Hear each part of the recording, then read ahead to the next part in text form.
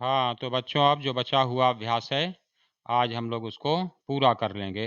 चलें, पहले मंगलम से शुरू करते हैं। अहम नमामि मातरम गुरुम नमामि सादरम।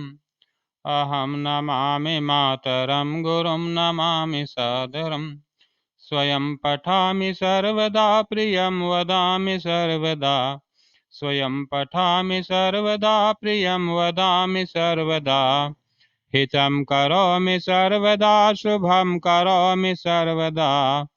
हितं करोमि सर्वदा शुभं करोमि सर्वदा। विभुं नमामि सादरं गुरुं नमामि सादरम्। विभुं नमामि सादरं गुरुं नमामि सादरम्। चलामि नीति सत्पथे हरामि मातृभुव्यथाम्। चलामि नीति सत्पथे हरामि मातृभुव्यथाम्। दधामि साधुताव्रतं सृजामि कीर्तिसत्कथाम्। दधामि साधुताव्रतं सृजामि कीर्तिसत्कथाम्। प्रभुं नमामि सादरम् अहं नमामि मातरम्। अहं नमामि मातरं गुरुं नमामि सादरम्। अहं नमामि मातरं गुरुं नमामि सादरम्। अहं नमामि मातरं गुरुं नमामि सादरम्।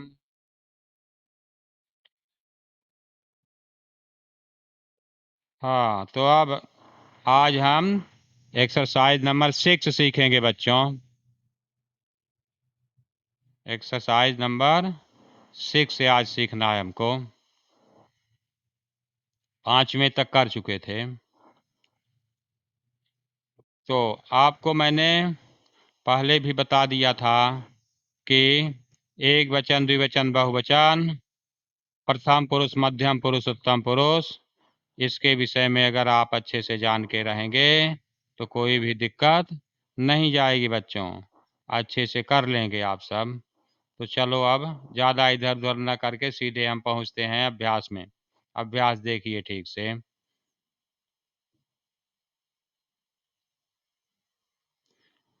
देखो किस तरह से अभ्यास पूरा करेंगे हम सब।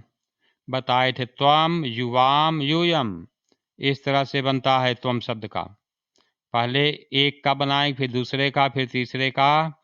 इस तरह से अगर हम लोग बनाते चलेंगे तो हमारा एक वचनम, द्विवचनम, बहुवचनम का कार्य पूरा होता जाएगा। आपकी पुस्तक में एक ही सीध में, एक ही लाइन में एक वचनम, द्विवचनम, बहुवचनम लिख दिया गया है, लेकिन उसको अगर हम लोग एक लाइन में करेंगे तो आपकी पूरी कॉपी हो जाएगी, तब भी नहीं पूरा हो पाएगा। इसलिए एक वचनम लिखेंगे, उसके नीचे हम द्विवचनम, उसके नीचे बहुवचनम लिखेंगे। इस तरह से हम उसको आमने सामने न लिख करके एक दूसरे के नीचे करते चलेंगे, तब हमारे पास जगह भी हो जाएगा और अच्छे से हम लोग उसको समझ भी लेंगे बच्चों। जैसे देखो त्वम एक वचन हुआ, द्विवचन में होता है बच्चों युवाम मतलब तुम दोनों, और यूयम मतलब होता है तुम सब। इस तरह से देखो हम बनाएंगे युवा, त्वम, युवाम और यूयम, ये लिख दिया हम लोगों ने। तो इस तरह से हमारा ये पहला शब्द का बन गया वचन परिवर्तन। अब लेख, जैसे बालकम, बालकौ, बालकान, लेख पुल्लिंग शब्द है वहां पर। लेख, इसी तरह से लेखम, लेखौ, लेखान, एक निबंध को, दो निबंधों को और बहुत सारे निबंधों को। लेखिष्यसि, सी थ थ बताया हूं तो हम युवाम यूयम के साथ, सी थ थ। लेखिष्यसि मध्यम पुरुष का रूप अगर याद करें क्रियाओं का, लेखिष्यसि, लेखिष्यथः, लेखिष्यथः और लेखिष्यथ, लेखिष्यथ।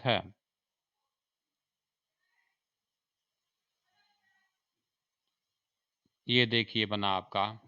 तो एक वचन में बन गया बच्चों, त्वम लेखम लेखिष्यसि, तुम निबंध लिखोगे या लिखोगी।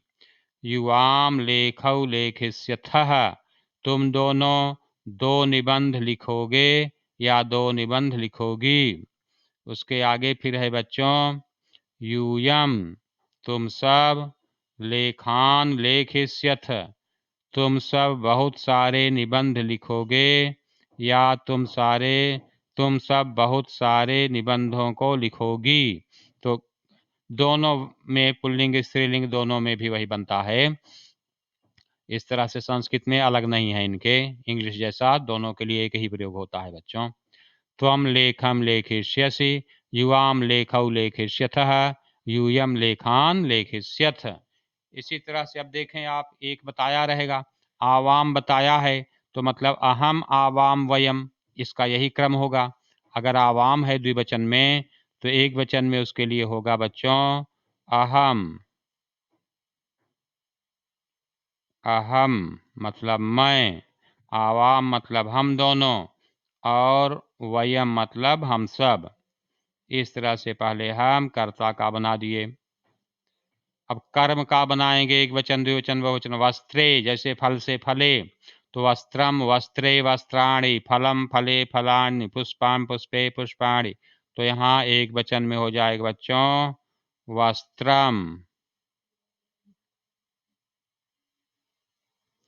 और वस्त्रम वस्त्रे, फिर यहाँ होगा वस्त्राणि मतलब कपड़ों को। वस्त्रम मतलब एक कपड़ा, वस्त्रे मतलब 2 कपड़े, वस्त्राणि मतलब बहुत सारे कपड़े। धारिष्यावह, अब मी वह मह इसको बदलेंगे उसी को केवल, धार ये श्यामी, यहाँ पर मी हो जाएगा एक वचन में। धारण करूंगा, मैं कपड़ा धारण करूंगा या मैं कपड़ा धारण करूंगी। धारण करना मतलब पहनना। आवाम वस्त्रे धारी स्वाम, हम दोनों 2 कपड़े धारण करेंगे। वयम वस्त्राणि, फिर मी वह मह आ जाएगा तो लिखेंगे धारयिष्यामः, धारयिष्यामः। हम सब बहुत सारे कपड़े धारण करेंगे। अहम आवाम वयम, वस्त्रम वस्त्रे वस्त्राणि, धारयिष्यामि धारयिष्याव धारयिष्यामः। तो इस तरह बन गया अहम वस्त्रम धारयिष्यामि, मैं एक कपड़ा धारण करूंगा या करूंगी। आवाम वस्त्रे धारयिष्याव, हम दो कपड़े धारण करेंगे या करेंगी। वयम वस्त्रे धारयिष्यावमः, हम सब बहुत सारे कपड़े धारण करेंगे या धारण करेंगे। इस तरह से तीनों वचनों में अलग अलग इनके बनेंगे बच्चों। अब ग नंबर आ रहा है, देखो अहम, अभी बताया आपको अहम, तो द्विवचन में हो जाएगा आवाम, और बहुवचन में हो जाएगा बच्चों वयम। तो एक के लिए पुस्तकम होता है, तो 2 के लिए पुस्तकम पुस्तके, और 2 से ज़्यादा के लिए पुस्तकम पुस्तके पुस्तकानि। यहाँ हो जाएगा पुस्तकानि, बहुत सारी किताबें। पठिष्यामि, फिर पठिष्यामि पठिष्यावः उत्तम पुरुष में, पठिष्यामि पठिष्यावः और पठिष्यामः, पठिष्यामः। अहम पुस्तकम पठिष्यामि, मैं किताब पढ़ूंगी या किताब पढ़ूंगा। इस तरह से होगा अहम पुस्तकम पठिष्यामि, मैं किताब पढ़ूंगी या किताब पढ़ूंगा। और दूसरा फिर बनेगा बच्चों आवाम पुस्तके पठिष्यावः, आवाम पुस्तके पठिष्यावः, हम दोनों 2 किताबें पढ़ेंगी या पढ़ेंगे। और इसके बाद फिर वयम पुस्तकानि पठिष्यामः, हम सब किताबें पढ़ेंगी या पढ़ेंगे। अहम पुस्तकम पठिष्यामि, मैं पुस्तक पढ़ूंगी या पढ़ूंगा। आवाम पुस्तके पठिष्यावः, हम दोनों 2 पुस्तकें पढ़ेंगे या पढ़ेंगी। वयम पुस्तकानि पठिष्यामः, हम सब बहुत सारी किताबें पढ़ेंगी या पढ़ेंगे। इस तरह से ग को भी आपको समझा दिया। घ नंबर समझिए, युवाम, तो वही त्वम युवाम यूयम, उसी क्रम को बढ़ाना है हमको आगे। त्वम युवाम यूयम, उसी लाइन को ले चलना है बच्चों। तो एक वचन में होता है त्वम, द्विवचन में है युवाम, और बहुवचन में हो जाएगा बच्चों यूयम। फले, फले आ गया द्विवचन में, तो फलम फले फलानि, इस तरह से बनेगा बच्चों। फलम फले और फलानि, एक फल, दो फल, बहुत सारे फल। सी थ थ, खादिश्य थ है तो होगा खादिश्यसि, खादिश्यसि।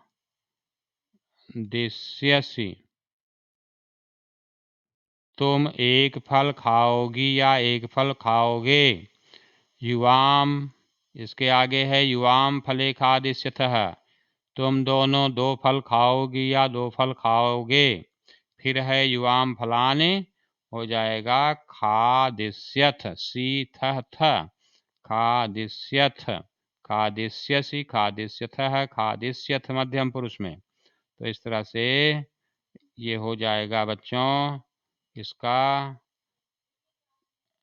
होगा कि तुम सब बहुत सारे फल खाओगी या खाओगे। तो इस तरह से हमने आपको बताया। त्वम फलम खादिष्यसि, तुम फल खाओगी। युवाम फले खादिष्यथ, तुम दोनों दो फल खाओगी या खाओगे।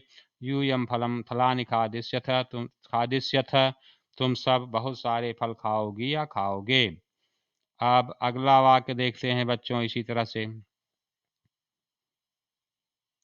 मम मतलब मेरा, अब षष्ठी का रूप लिखना पड़ेगा बच्चों। मम आवयोः अस्माकम, षष्ठी वाला रूप जो दिखाया था ऊपर, दोनों का हम और तुम में जो बना हुआ था। मम आवयोः अस्माकम, मम मतलब मेरा, आवयोः मतलब हम दोनों के, और अस्माकम मतलब हम सब के। गृहम मतलब एक घर, गृहे मतलब दो घर, गृहम गृहे, गृहाणि, गृहाणि मतलब बहुत सारे घर, ये बहुवचन हो गया। सुंदरम मतलब अकेला सुंदर है। सुंदरे सुंदरम, सुंदरे सुंदराणि, जैसे गृहम गृहे गृहाणि। अब ये विशेषण है, गृहम जैसा है वैसे ये भी रूप चलेगा। सुंदरे, ये मैंने बढ़ा दिया, सुंदरे लिखना है बच्चों। मम आवयोः गृहे सुंदरे, फिर सुंदरम सुंदरे, सुंदराणि शब्द यहाँ पर आएगा। अस्माकम गृहाणि सुंदराणि, मम गृहम सुंदरम, मेरा एक घर सुंदर है।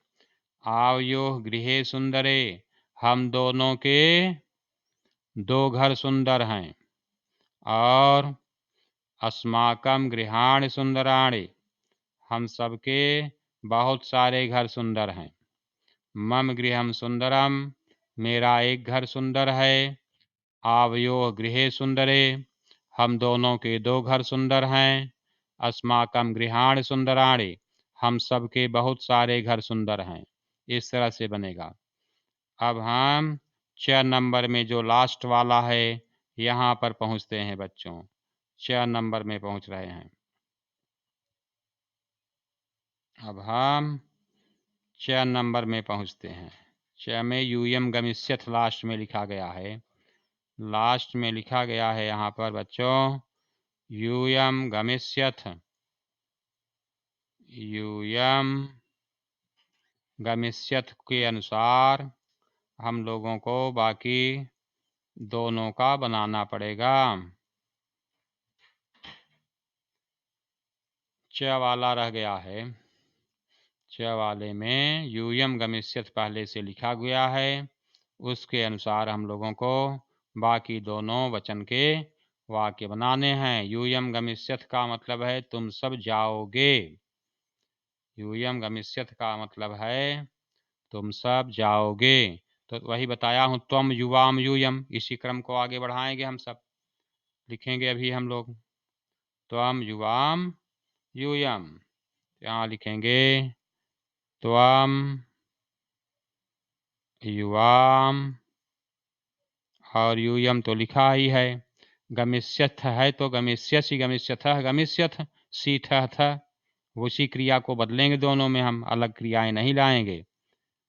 गमिष्यसि तुम जाओगी या तुम जाओगे। यूयम त्वम गमिष्यसि। फिर है युवाम गमिष्यथः। युवाम गमिष्यथः तुम दोनों जाओगी या तुम दोनों जाओगे। उसके बाद है फिर यूयम गमिष्यथ, तुम सब जाओगी या तुम सब जाओगे। तो इस तरह से यह भी 6 नंबर का जो वाक्य था, इसको भी मैंने बदल करके आपको दिखा दिया। तो आपको बताया त्वम गमिष्यसि मतलब तुम जाओगी या जाओगे। युवाम गमिष्यथः मतलब तुम दोनों जाओगी या जाओगे। और इसके आगे था यूयम गमिष्यथ मतलब तुम सब जाओगी या जाओगे। ये बहुत ही समझने की बात है बच्चों। अगर हम इनके रूप जानते हैं तो क्रम से उसी रूप को उस वचन में लिखते जाएं, उसी का कर्ता उसी वचन पुरुष का, उसी वचन और पुरुष की क्रिया लिखते जाएं, तो वाक्य बनाने में बिल्कुल गलती आपसे नहीं होगी बच्चों। अब आगे का जो एक्सरसाइज है वह देखना है। यहाँ पर एक आपकी बुक में गलत है, इसको देखेंगे। यहाँ ते फले फले खाद्य से थह के साथ ते नहीं आएगा, युवाम आएगा। इसलिए मैंने इसको सुधार करके बताया है आपको। आप अपनी पुस्तक में भी अगर होगा तो सुधार लेंगे बच्चों। आगे देखते हैं ये अभ्यास। ये अभ्यास पहले समझिए आप। 7वां अभ्यास, ये लास्ट अभ्यास है इस पाठ का। आपके इस पाठ का 9वां पाठ का ये अंतिम अभ्यास है 7वां।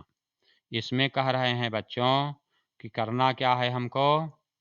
इसमें कह रहे हैं कि ये करना है बच्चों कि एक वचनस्य बहुवचन पदम,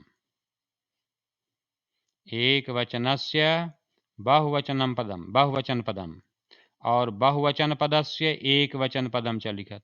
और जो बहुवचन का पद है उसका एक वचन लिखिए। अगर एक वचन में लिखा है तो बहुवचन में लिखिए, बहुवचन में लिखा है तो एक वचन में लिखिए। जैसे सह एषः एतौ एते, तो बहुवचन में एते हो जाएगा। सह तौ ते, तो सह का बहुवचन ते हो जाएगा। ताह सा ते ताह, ताह बहुवचन है तो सा एक वचन में होगा, यहाँ सा हो जाएगा। त्वम युवाम यूयम, त्वम एक वचन में है तो यूयम बहुवचन में हो जाएगा बच्चों। ऐसा एते एताह, ऐसा एक वचन है तो एताह बहुवचन है, तो एताह अगर बहुवचन है तो ऐसा यहाँ पर लिख देंगे हम सब। तव यो युष्माकम, तव एक वचन है, युष्माकम बहुवचन है, यहाँ पर युष्माकम लिख देंगे बच्चों। मम आवयो अस्माकम, बहुवचन अस्माकम लिखा है तो एक वचन में मम हम यहाँ पर लिख देंगे। तत् ते तानि, तानि बहुवचन में लिखा है तो एक वचन वाला तत् यहाँ पर लिख देंगे। इस तरह से एक वचन है तो बहुवचन, बहुवचन है तो एक वचन लिख करके इसको पूरा करना है। मैंने यहाँ लिख करके फिर सिखाया है आपको कि इस तरह से लिखना है बच्चों। देखो अच्छे से। एषः का हो गया एते, एषः का हो जाएगा एते। अभी आएगा आपको, अभी आ रहा है तो वहाँ पर दिखा रहा हूँ, तब उसको हम करते हैं। अभी करके आपको दिखाता हूँ कि आपको इस तरह से लिखना है। हाँ, ऐसे कापी में बनाना है बच्चों। एषः का एते उदाहरण है ये। तो सह का सह तौ ते लिखना है बहुवचन में। ताह बहुवचन में है तो सा एक वचन में, सा ते ताह ऐसा होता है। त्वम अगर एक वचन है तो त्वम युवाम यूयम, यूयम बहुवचन में हम लिख देंगे। एस एता एते एताह, ऐसा अगर एक वचन यहाँ लिखा है तो एताह बहुवचन यहाँ लिख देंगे। तव अगर लिखा है यहाँ तो तव ये तव यो युष्माकम, युष्माकम को यहाँ लिख देंगे बच्चों। इसी तरह से मम आवयो अस्माकम, मम अगर यहाँ लिखा है तो अस्माकम यहाँ, अस्माकम बहुवचन है तो मम यहाँ एक वचन लिख देंगे। तत् ते तानि, तानि यहाँ अगर बहुवचन में लिखा है तो तत् यहाँ पर हम एक वचन में लिख देंगे। तो इस तरह से एक वचन से बहुवचन में आप इसको लिख लीजिए तो आपका अभ्यास हो जाएगा। इस तरह से अगर लिख लें तो अभ्यास हो जाएगा। इसको नोट कर लें तो हल्के से एक बार फिर से आपको नियम को याद दिला देता हूं, जिससे कि आपका वचन और पुरुष में, कर्ता और क्रिया में गलती न हो बच्चों। इसको मैंने लिखाया है, अच्छे से नोट कर लीजिए। ये सब तो आपको याद रहना चाहिए, केवल आपकी मदद करने के लिए फिर से मैं आपके साथ लिख करके कार्य कर देता हूँ कि दिमाग में बैठ जाए और आपको रटने की कोई ज़रूरत न हो, अपने आप इस कार्य को अच्छे से कर लें। इसलिए मैं यहाँ पर ऐसा आपको बता करके समझाता रहता हूँ बच्चों। नोट कर लेंगे सब। सह का ते, इस तरह से ताह का सा, त्वम का यूयम, एताह का ऐसा, तव की जगह तव के सामने युष्माकम, अस्माकम के सामने मम और तान के सामने तत्।